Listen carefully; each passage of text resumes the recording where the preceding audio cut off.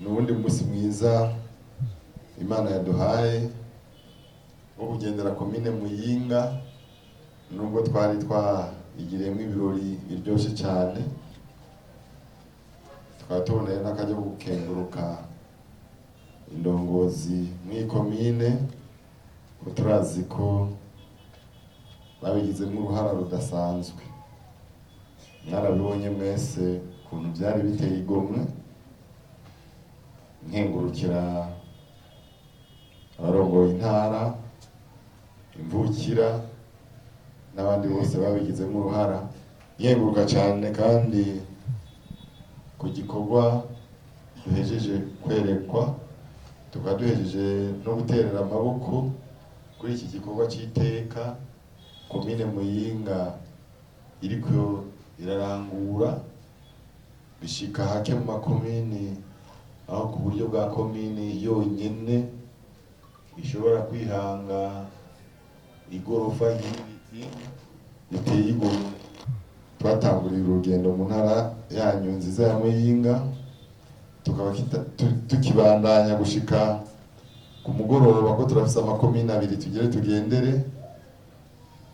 Ahasigaye tuza kwinjira mu ntara mbanyi ya Cankuzo masaha 9. Ariko rero iki gikorwa nyene cyubahiro yadutumye, yaturungikanye ijambo nk'uko mwavyumvise, rimwe rivuga riti mbega bwihweje imbona kazoza y'Uburundi bwifashe muri 2040. Wewe mwene gihugu mu rugo, wowe ndongozi gacimbiri ku mutumba, kuri zone, kuri komine, gushika ku ntara, uriko urakora iki kugira ngo iryo hangiro ntirigume mu majambo? Impinduka zawe wateguye mu migambi usanganywe nizihe kugira ngo uhashike? Umwe wese mu vyo asanzwe arangura, guhera ku murimyi gushika ku mukozi wa leta, mbere n'uwikorera twiwe, igicapo twifuza nico cyuko twoba igihugu cifashe 2040. Ubona gute? Ugeze he?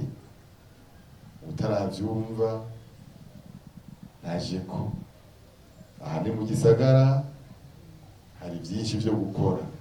Hari abari mu gihugu hagati, komine hagati, bafise byinshi byo gukora.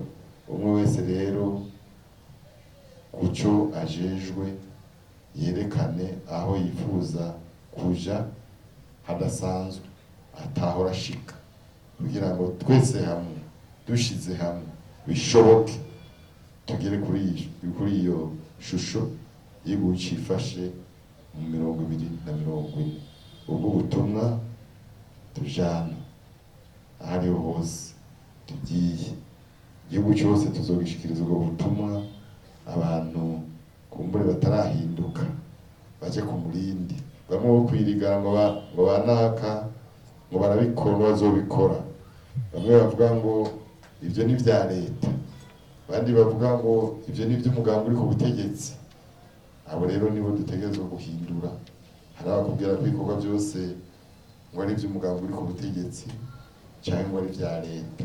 Umwe wese rero nashiremwo ukuboko kwiwe nk'umurundi kugira ngo dutere imbere nk'abandi. Ibindi bihugu biriko biratera imbere, iterambere no gusiganwa. Nimwibaze yuko bizova ahandi.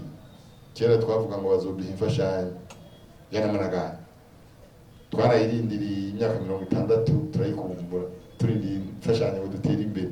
Ubu dutegerezwa kwibako dukora nk'ibi nyene mubona ibi nta mutahe w'umunyamahanga urimo.